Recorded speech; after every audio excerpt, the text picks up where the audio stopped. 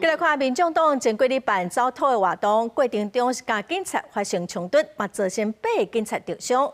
总统府跟行政院拢表示谴责，行政院长杜英泰是表示讲，政府维护公权力的决心甲做法未当受到任何的挑战。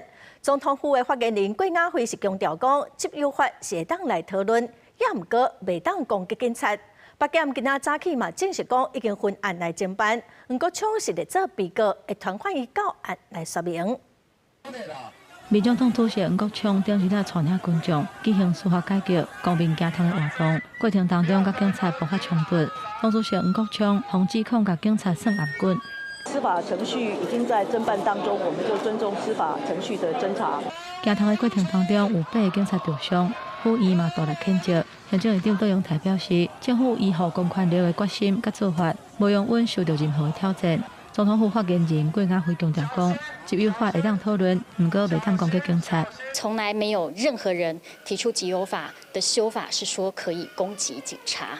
那法律保障各行各业，当然这当中也包括保障警察。警察是保护人民的，所以法律必须保障警察。政府维护公权力的决心跟做法，不容受到任何的挑战。台北地检署今仔日早起证实已经分案侦办，而且甲黄国昌来做被告，无排除最近传唤移告案说明。台北市长蒋万安表示，警察是照伊的职务依法来处理。不过嘛强调讲，这件代志上根本的原因是大问题去用羁押1年。为人权的角度，会当理解民众党的支持者是安怎要行上这路。从人权的角度，我可以理解民众党的支持者为何走上街头。我也支持民众党呼吁各界保障柯文哲前主席的人权。